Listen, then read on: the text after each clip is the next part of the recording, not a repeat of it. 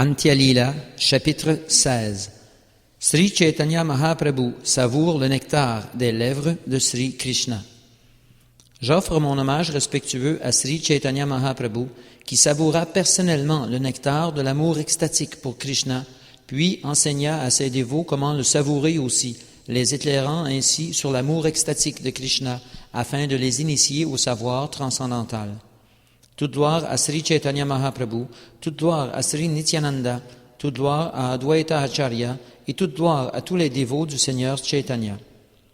Sri Chaitanya Mahaprabhu demeura donc à Jagannath Puri en compagnie de ses dévots, toujours absorbés dans un amour dévotionnel extatique. L'année suivante, comme à l'accoutumée, tous les dévots du Bengale se rendirent à Jagannath Puri pour retrouver Sri Chaitanya Mahaprabhu. Un homme du nom de Kalidas accompagnait les dévots du Bengale. Il n'avait sur les lèvres que le saint nom de Krishna. Kalidas était un dévot très élevé spirituellement, tout en étant simple et généreux. Il accompagnait du saint nom de Krishna chaque geste de la vie quotidienne. Lorsqu'il jouait aux dés par pure plaisanterie, il lançait les dés en chantant Hare Krishna. Kalidas était un oncle de Raghunath Das Goswami. Pendant sa vie entière et même dans sa vieillesse, il essaya de manger les restes de nourriture laissés par les Vaishnavas. Kalidas honora les restes de nourriture d'autant de Vaishnavas que comptait le Bengale. Il allait chez les Vaishnavas nés au sein de familles brahmaniques, qu'ils soient des dévots néophytes ou élevés spirituellement, et leur faisait don d'aliments de premier choix. Il mendiait les restes de leur nourriture, et s'ils n'en recevaient pas, il allait se cacher. Une fois qu'ils avaient fini de manger, les Vaishnavas jetaient leurs plats ou leurs assiettes de feuilles. Kalidas sortait alors de sa cachette, prenait les feuilles et léchait les restes. Il offrait également des dons aux Vaishnavas nés de parents Shudra. Puis, de la même manière, il se cachait et mangeait les restes de nourriture qu'il jetait. Kalidas rendit un jour visite à un grand Vaishnava, Jadu Thakur, de caste Bunimali, et lui apporta des mangues. Kalidas donna les mangues à Jadu Thakur et lui offrit son hommage respectueux, de même qu'à son épouse. Lorsque Kalidas arriva chez Jadu Thakur, il vit ce saint homme assis avec son épouse. Dès que Jadu Thakur vit Kalidas, il lui offrit également ses respects. Après s'être entretenu avec Kalidas pendant quelque temps, Jadu Thakur lui adressa d'une voix douce les propos suivants. « J'appartiens à une classe inférieure et tu es un hôte très respectable. Comment puis-je te servir? Si tu me le permets, je vais porter de la nourriture dans la maison d'un brahmana et tu pourras y prendre le prasad. Si tu fais cela, je vivrai très heureux. » Kalidas répondit, « Saint homme, veuille me donner ta miséricorde. Je suis venu te voir, bien que je sois très déchu et pécheur. Rien qu'à te voir, je me suis purifié. Je te suis très reconnaissant d'avoir fait de ma vie un succès. Saint homme, je désire une chose, c'est que tu poses miséricordieusement tes pieds sur ma tête pour la bénir de leur poussière. » Jadu Thakur répondit, « Une telle requête ne te sied guère. Je suis d'une famille de très basse souche, alors que tu es un riche et honorable gentilhomme. » Kalidas récita alors quelques versets que Jadu Thakur fut très heureux d'entendre. Serait-il un grand érudit de la littérature sanscrite? Celui qui ne se consacre pas à mon service de dévotion pure n'est pas mon dévot. Par contre, même s'il est issu d'une famille de mangeurs de chiens, m'est très cher celui qui me voue une dévotion pure, exempte de tout désir de jouir du fruit de ses actes ou de la spéculation philosophique. Tous les honneurs lui sont dus et tout ce qu'il offre doit être accepté, car un tel dévot est en vérité aussi digne d'adoration que moi-même. Serait-il né de parents brahmanas et doté des 12 qualités brahmaniques, celui qui malgré cela ne se dévoue pas au pied pareil au lotus de Sri Krishna, au nombril en forme de lotus, est sans conteste inférieur à un chandala qui a dédié ses pensées, ses paroles, ses biens et sa vie au service du Seigneur. Naître au sein d'une famille de brahmanas ou posséder des qualités brahmaniques ne suffit pas. Il faut devenir un pur dévot du Seigneur. Si un chandala, un svapacha, est un dévot, il délivrera non seulement sa propre personne, mais sa famille entière, tandis qu'un brahmana qui n'a aucune dévotion, mais seulement des qualités brahmaniques, ne peut se purifier lui-même, que dire de purifier sa famille. Cher Seigneur, quiconque garde toujours ton saint nom sur sa langue vaut bien plus qu'un brahmana initié. Fût-il issu d'une famille de mangeurs de chiens et considéré comme le plus bas des hommes selon les normes matérielles, il n'en est pas moins glorieux. Telle est la puissance merveilleuse du chant du Saint-Nom du Seigneur.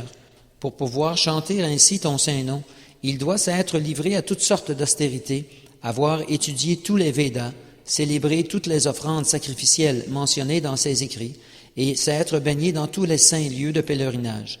Et c'est lui, en vérité, le véritable Arien. À l'écoute de ces citations de l'écriture révélée du nom de Srimad Bhagavatam, Jaddu Thakur répliqua « Oui, c'est vrai, car il s'agit là de la version des Shastras. Cela s'applique toutefois à quelqu'un de véritablement élevé dans sa dévotion à Krishna. Cela peut certes être le cas de certains, mais en ce qui me concerne, je n'ai pas une telle puissance spirituelle. J'appartiens à une famille de basse condition et n'ai pas le moindre soupçon de dévotion pour Krishna. » Kalidas offrit à nouveau son hommage à Jaddu Thakur et lui demanda la permission de partir.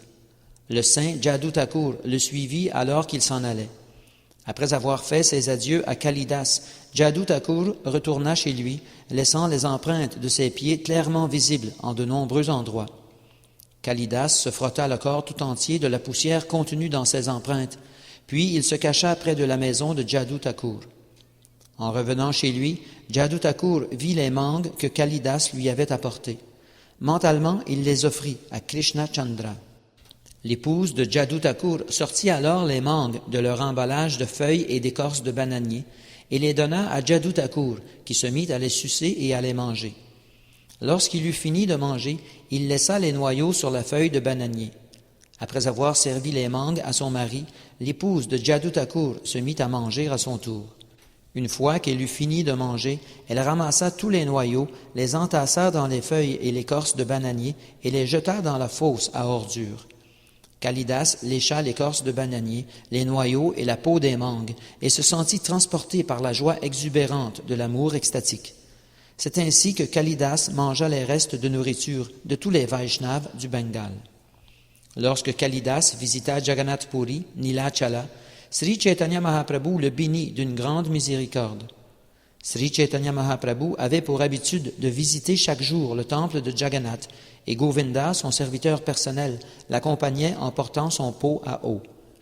Du côté nord du Singha Dwara, derrière la porte, il y a 22 marches qui mènent au temple, en bas desquelles se trouve une rigole. Sri Chaitanya Mahaprabhu lavait ses pieds dans cette rigole, puis entrait dans le temple pour voir le Seigneur Jagannath. Sri Chaitanya Mahaprabhu avait donné l'ordre à son serviteur personnel, Govinda, que personne ne prenne l'eau qui avait lavé ses pieds. En raison de cet ordre strict du Seigneur, aucun être vivant ne pouvait prendre de cette eau. Certains de ses dévots intimes, toutefois, arrivaient à s'en procurer par la ruse. Alors que Sri Chaitanya Mahaprabhu se lavait un jour les pieds à cet endroit, Kalidas arriva et tendit la paume de sa main pour en recueillir l'eau. Kalidas but le contenu d'une paume, d'une deuxième, puis d'une troisième. Sri Chaitanya Mahaprabhu lui interdit alors d'en boire plus. « Ne fais plus cela désormais. J'ai satisfait ton désir dans la mesure du possible. » Sri Chaitanya Mahaprabhu, la personne suprême, omnisciente et infiniment glorieuse, savait que Kalidas, au fond de son cœur, avait pleine foi dans les Vaishnavas. En raison de cette qualité, Sri Chaitanya Mahaprabhu le combla d'une miséricorde que personne d'autre n'avait pu obtenir. Du côté sud, derrière les 22 marches et au-dessus d'elles, se trouve une murti de Sri Nrsingadev. On la voit sur la gauche lorsqu'on monte les marches en direction du temple. Alors qu'il se dirigeait vers le temple, Sri Chaitanya Mahaprabhu offrait son hommage à Sri Nrsinga, son côté gauche tourné vers la murti, et récitait maintes fois les versets suivants. « Je te rends mon hommage respectueux, ô Sri Nrsingadev. Tu es la source de plaisir de Maharaj Prahlad, et de tes griffes tranchantes comme le ciseau d'un sculpteur de pierre, tu as déchiré la poitrine de Hiranyakashipu. Sri Nrsingadev est ici, et il est aussi là-bas. Partout où je vais, je vois Sri Nrsingadev. Il est à l'extérieur, mais aussi à l'intérieur de mon cœur. Je prends donc refuge en Sri Nrsingadev, la personne suprême et originelle. » Après avoir offert son hommage à Nrsingadev, Sri Chaitanya Mahaprabhu visitait le temple du Seigneur Jagannath, puis il retournait en sa demeure, terminait ses devoirs de la mi-journée et déjeunait.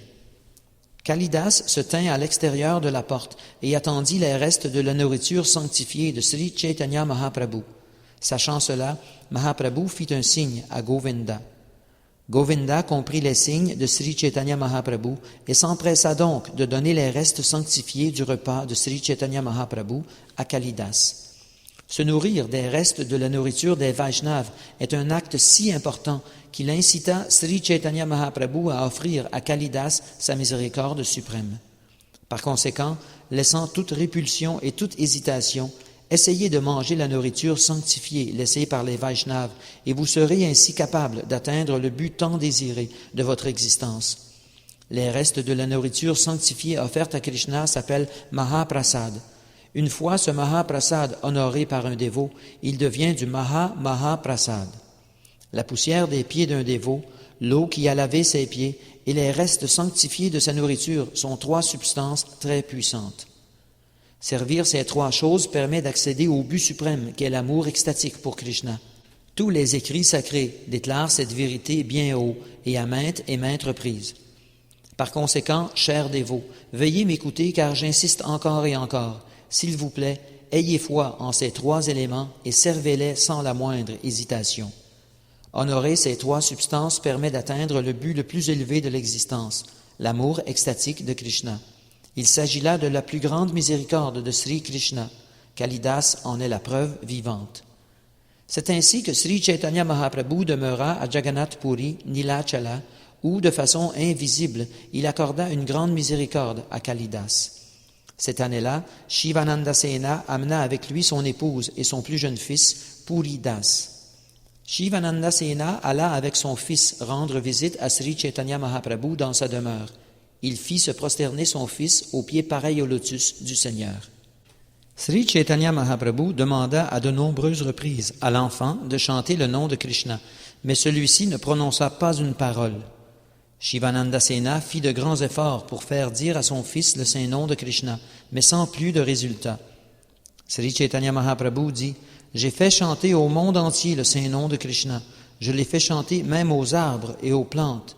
Mais je n'ai pas réussi à faire chanter le saint nom de Krishna à ce garçon. » À ces mots, Svarup Damodar Goswami tint au Seigneur les propos suivants. « Mon Seigneur, dit-il, tu l'as initié au nom de Krishna, mais après avoir reçu ce mantra, il ne veut pas le prononcer en public.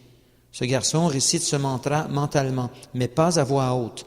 À mon avis, c'est cela son intention. » Un autre jour, lorsque Sri Chaitanya Mahaprabhu demanda au garçon « Récite, mon cher Puridas », ce dernier composa le verset suivant et le dit à haute voix devant tous.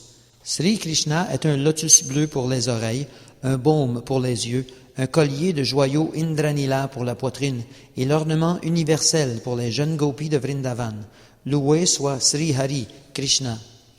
Le garçon n'avait que 7 ans et n'était pas encore instruit, mais il composa un si joli verset que tous en furent émerveillés. Telle est la gloire de la miséricorde immotivée de Sri Chaitanya Mahaprabhu que même les Devas, Brahma à leur tête, ne peuvent l'estimer. Tous les dévots restèrent continuellement en compagnie de Sri Chaitanya Mahaprabhu pendant 4 mois. Puis le Seigneur leur donna l'ordre de retourner au Bengale, ce qu'ils firent tous. Tant que les dévots restèrent à Nilachala, Jagannath Puri, Sri Chaitanya Mahaprabhu garda sa conscience externe, mais dès leur départ, son comportement principal redevint celui d'un être fou d'amour extatique pour Krishna. Nuit et jour, Sri Chaitanya Mahaprabhu savourait directement la beauté de Krishna, sa fragrance et sa douceur, comme s'il le touchait effectivement. Un jour, lorsque Sri Chaitanya Mahaprabhu alla visiter le temple du Seigneur, Jagannath, le gardien de Singhadvara lui offrit son hommage respectueux. Le Seigneur demanda au gardien en prenant sa main, « Où est Krishna, ma vie et mon âme? S'il te plaît, montre-moi Krishna. » Le gardien répondit, « Le fils de Maharaj Nanda est ici. Veuille venir avec moi et je te le montrerai. » Sri Chaitanya dit au gardien, « Tu es mon ami. Montre-moi, je t'en prie, où est le Seigneur de mon cœur. » À ces mots, ils allèrent tous deux à Jagamohan, l'endroit d'où tout le monde contemple Jagannath. « Regarde, dit le gardien, voici la meilleure des personnalités de Dieu. D'ici, tu peux regarder le Seigneur jusqu'à la pleine satisfaction de tes yeux. » Sri Chaitanya Mahaprabhu resta derrière l'énorme colonne du nom de Garuda Stambha et contempla le Seigneur Jagannath, mais comme il le regardait, il vit que le Seigneur Jagannath était devenu Sri Krishna, sa flûte aux lèvres. Dans son livre Le Gauranga Stava Kalpavriksha, Raghunath Das Goswami a très joliment décrit cet incident.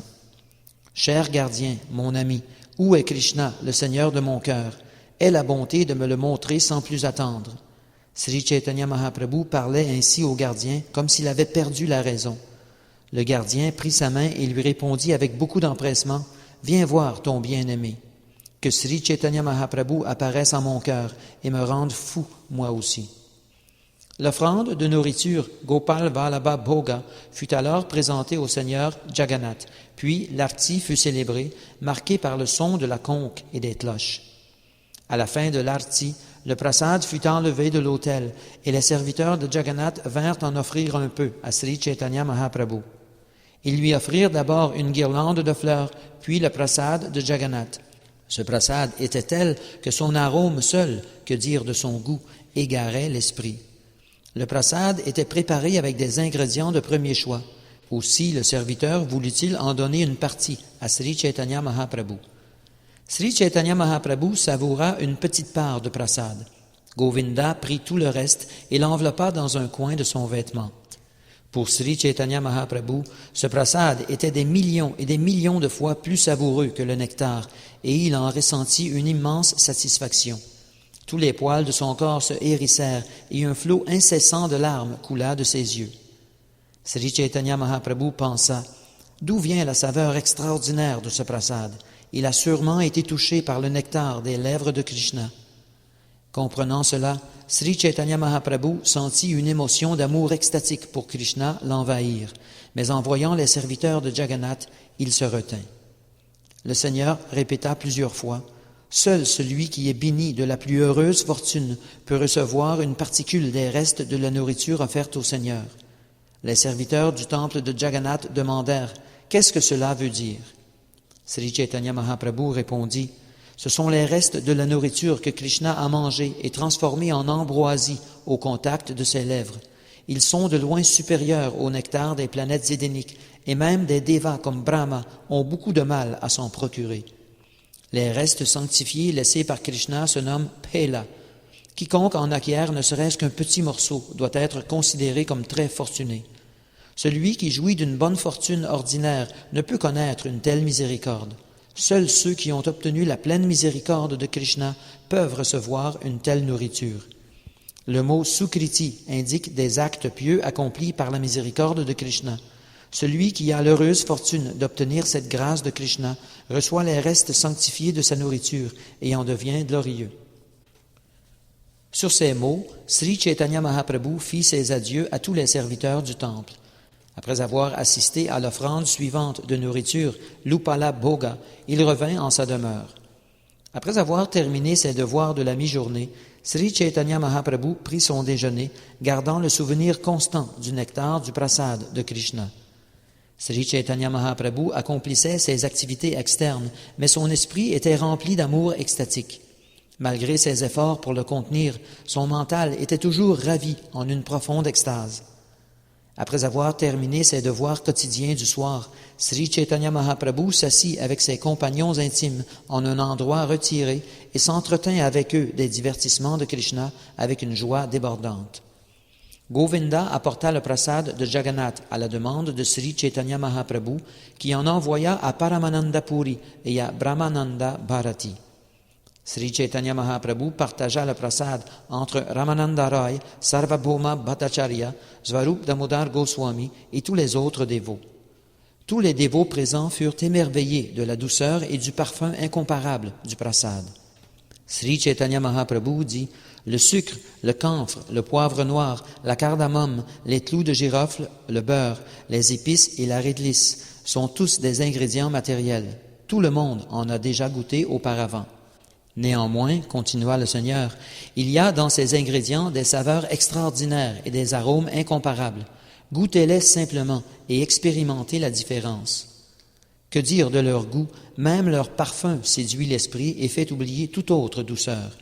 Il nous faut donc comprendre que le nectar spirituel des lèvres de Krishna a touché ces ingrédients ordinaires et y a transféré tous les attributs spirituels. Les lèvres de Krishna ont une fragrance exceptionnelle, indiciblement enchanteresse, et un goût qui fait oublier toute autre expérience. Ce prasad n'a pu être acquis que grâce à de nombreux actes pieux. Goûtez-le donc avec beaucoup de foi et de dévotion. Au chant retentissant du Saint-Nom de Hari, ils honorèrent tous le prasad. Tandis qu'ils le savouraient, leur esprit fut gagné par l'ivresse de l'amour extatique. Envahi d'amour extatique, Sri Chaitanya Mahaprabhu demanda à Ramananda Roy de réciter certains versets, ce qu'il fit de la manière suivante. « Ô toi le plus charitable, donne-nous, s'il te plaît, le nectar de tes lèvres qui intensifie les désirs amoureux et réduit la désolation de ce monde matériel. Aie la bonté de nous donner le nectar de tes lèvres, qu'effleure ta flûte au chant transcendantal, car ce nectar fait oublier aux humains tout autre attrait. » Sri Chaitanya Mahaprabhu prit grand plaisir à écouter ce verset cité par Ramananda Roy. Puis il récita lui-même le verset suivant qu'avait énoncé Srimati Radharani dans un état de grande anxiété. « Cher ami, le nectar incomparable des lèvres de Krishna, la personne suprême, ne peut être obtenu qu'au terme de très nombreux actes de piété. Ce nectar élimine l'attrait des ravissantes gopis de Vrindavan pour toute autre saveur. Madan Mohan mâche toujours un bétel qui surpasse en goût le nectar édénique et accroît certes les désirs de ma langue. » À ces mots, Sri Chaitanya Mahaprabhu fut envahi d'émotions amoureuses extatiques. S'exprimant comme un homme privé de raison, il se mit à expliquer le sens des 2 versets. « Cher amant, dit-il, laisse-moi décrire certaines des caractéristiques de tes lèvres transcendantales. Elles bouleversent le mental et le corps de tous, excitent les désirs amoureux, détruisent le fardeau du bonheur et du malheur matériel et font oublier toutes les saveurs matérielles. Le monde entier subit leur empire. Elles triomphent de la pudeur, de la religion et de la constance, chez les femmes en particulier. De fait, elles inspirent la folie dans l'esprit de toutes les femmes. Tes lèvres accroissent l'avidité de la langue et l'attirent. En définitive, nous voyons que les activités de tes lèvres transcendantales sont toujours troublantes. Cher Krishna, puisque tu es un mâle, il n'est pas très surprenant que l'attrait de tes lèvres puisse troubler le mental des femmes. J'ai honte de le dire, mais il arrive même que tes lèvres attirent ta flûte, qui est aussi considérée comme un mâle, puisqu'elle se plaît à boire leur nectar, oubliant dès lors toute autre saveur. Que dire des êtres vivants conscients? Même la matière inconsciente devient parfois consciente au contact de tes lèvres. Tes lèvres sont donc d'habiles magiciennes. Paradoxalement, bien que ta flûte ne soit rien d'autre que du bois sec, tes lèvres lui font boire leur nectar. Elle crée dans cette flûte de bois sec un mental et des sens et la comble de félicité transcendantale. Cette flûte est un mâle très malicieux qui boit maintes et maintes fois la saveur des lèvres d'un autre mâle. Elle vante ses qualités aux gopis en leur disant « Ô gopis, si vous êtes à ce point fiers d'être femmes, venez donc jouir de votre bien, le nectar des lèvres de Dieu, la personne suprême. » Sur ce, la flûte en colère dit « Laisse là ta pudeur, ta crainte et tes principes religieux, et viens boire aux lèvres de Krishna. À cette condition, j'abandonnerai l'attachement que j'ai pour elle. Mais si tu ne veux renoncer à ta honte et à tes craintes, je continuerai à boire sans cesse le nectar des lèvres de Krishna. J'ai une légère appréhension, car tu as aussi le droit de boire de ce nectar, mais quant aux autres, je les considère comme des fétus de paille. Le nectar des lèvres de Krishna, uni au chant de sa flûte, attire les habitants des 3 mondes. Mais si nous, les gopis, gardons notre retenue par respect des principes religieux, la flûte se met à nous critiquer. Le nectar de tes lèvres et le chant de ta flûte s'unissent pour faire se dénouer nos ceintures et nous inciter à abandonner décence et principes religieux, même devant nos aînés. Comme s'ils nous attrapaient par les cheveux, ils nous enlèvent de force et nous contraignent à nous abandonner à toi et à devenir tes servantes. Lorsqu'ils en entendent parler, les gens se moquent de nous. Nous sommes ainsi devenus entièrement soumises à cette flûte. Cette flûte n'est rien d'autre qu'un morceau de bambou sec, et voilà qu'elle devient notre maître et nous insulte de tant de façons qu'elle nous met en fâcheuse posture. Que pouvons-nous faire d'autre que tolérer tout cela? La mère d'un voleur ne peut pas demander justice lorsque son fils est puni. Aussi restons-nous silencieuses. Telle est la ligne de conduite de ses lèvres. Voyez un instant leurs autres injustices. Tout ce qui touche ses lèvres, que ce soit de la nourriture, de la boisson ou du bétel, devient pareil au nectar. C'est ce qu'on appelle Krishna Pela, les restes laissés par Krishna. Au terme de longues prières, même les devas n'arrivent pas à obtenir ne serait-ce qu'une petite part de cette nourriture. Songez un instant à la fierté de ces restes. Seul celui qui a agi pieusement pendant de nombreuses vies et qui est devenu en conséquence un dévot du Seigneur peut en recevoir. Le bétel mâché par Krishna est inestimable et ce qu'il en reste est dit être l'essence du nectar. Lorsque les gopis recueillent ces restes, leurs bouches deviennent comme les crachoirs de Krishna. Aussi, cher Krishna, je te prie de laisser là toutes les ruses que tu as su si bien inventer. N'essaie pas d'ôter la vie aux gopis avec le chant de ta flûte.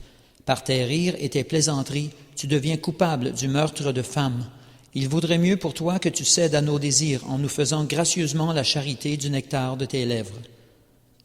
Pendant que Sri Chaitanya Mahaprabhu parlait ainsi, son mental changea. Sa colère se calma, mais l'agitation de son esprit augmenta. Sri Chaitanya Mahaprabhu poursuivit. Ce nectar des lèvres de Krishna est suprêmement difficile à acquérir, mais celui qui y parvient voit sa vie couronnée de succès. Lorsque quelqu'un apte à boire ce nectar s'y dérobe, il n'est qu'un impudent qui perpétue sa vie inutilement. Certains ne le méritent pas, mais boivent tout de même ce nectar continuellement, alors que d'autres le méritent, mais ne s'en désaltèrent jamais et en meurent de désir. Il faut donc comprendre que celui qui n'en est pas digne a dû obtenir le nectar des lèvres de Krishna à la suite de quelque austérité. À nouveau, Sri Chaitanya Mahaprabhu dit à Ramananda Roy, « Dis quelque chose, je te prie, j'ai soif de t'entendre. » Comprenant la situation, Ramananda Roy répéta les paroles suivantes des gopis. « Cher gopi, quels actes propices a dû accomplir cette flûte pour jouir seule du nectar des lèvres de Krishna et ne nous laisser qu'une goutte de ce nectar qui nous est en fait destiné. Les ancêtres de cette flûte, les bambous, en versent des larmes de joie. Sa mère, la rivière au bord de laquelle a poussé le bambou, déborde d'allégresse, et ses lotus épanouis se dressent comme des poils sur son corps. » À l'écoute de ce verset, Sri Chaitanya Mahaprabhu fut submergé d'amour extatique, et l'esprit tout agité de fortes émotions, il se mit à en expliquer le sens, comme s'il avait perdu la raison. Certaines gopis dirent à d'autres, « Voyez donc les divertissements surprenants de Krishna, le fils de Vrajendra. Il va sûrement épouser toutes les gopis de Vrindavan. Aussi sont-elles convaincues que le nectar des lèvres de Krishna leur appartient exclusivement et ne peut être l'objet de plaisir de personne d'autre. Mais, chers gopis, songez sérieusement au nombre d'actes de piété qu'a dû accomplir cette flûte dans sa vie antérieure. Nous ne savons pas quel lieu de pèlerinage elle a visité, à quelles austérités elle s'est livrée ou quel mantra parfait elle a chanté. Cette flûte est totalement indigne, ce n'est après tout qu'un simple morceau de bambou sec. Qui plus est, elle appartient à la gent masculine. Malgré cela, elle boit toujours le nectar des lèvres de Krishna, qui surpasse la douceur nectarée la plus ineffable. Seul l'espoir de boire de ce nectar fait vivre les gopis. Bien que le nectar des lèvres de Krishna soit la propriété absolue des gopis, cette flûte, qui n'est qu'un insignifiant bout de bois, s'abreuve de force de ce nectar et invite à grands cris les gopis à faire de même. Songez un instant à l'intensité des austérités accomplies par cette flûte et à son heureuse fortune. Même les dévots les plus élevés boivent ce nectar des lèvres de Krishna une fois seulement que la flûte s'en est délectée. Lorsque Krishna prend son bain dans la Yamuna et dans le céleste Gange, dont les eaux purifient l'univers entier, les personnifications de ces rivières boivent avec avidité et dans la plus grande joie les restes du jus nectaré de ses lèvres. Outre les rivières, même les arbres qui se dressent sur leurs rives comme de grands ascètes, voués au bien-être de tous les êtres vivants, boivent eux aussi le nectar des lèvres de Krishna en aspirant leur eau par leurs racines. Nous ne comprenons pas pourquoi ils agissent ainsi. Les arbres des bords de la Yamuna et du Gange exultent constamment de joie. Ils semblent sourire avec leurs fleurs, et le miel qui coule de leurs branches ressemble à des pleurs. Tout comme les ancêtres d'un fils ou d'un petit-fils Vaishnav goûtent un bonheur transcendantal, les arbres débordent de bonheur d'avoir la flûte comme membre de leur famille. Les gopis songèrent. Cette flûte est totalement indigne d'occuper une telle position. Nous voulons savoir quelle sorte d'austérité elle a dû accomplir afin de pouvoir faire de même. Bien qu'elle n'en soit pas digne, elle boit le nectar des lèvres de Krishna. De voir cela, nous, gopis qui en sommes dignes, nous mourrons de tristesse. C'est pourquoi il nous faut prendre en considération les austérités qu'a accomplies cette flûte dans sa vie passée. Parlant ainsi comme un fou, Sri Chaitanya Mahaprabhu fut envahi d'émotions extatiques. En compagnie de ses deux amis, Svarup Damodar Goswami et Ramananda Roy, il lui arrivait de danser, de chanter ou de s'évanouir sous l'effet de l'amour extatique. Sri Chaitanya Mahaprabhu passait ainsi ses jours et ses nuits. Désirant la miséricorde de Svarup, Rupa, Sanatan et Raghunath Das, et posant sur ma tête leurs pieds pareils au lotus, le très indigne Krishnadas continue le récit épique du Sri Chaitanya Charitamrita, qui est plus doux que le nectar du bonheur transcendantal.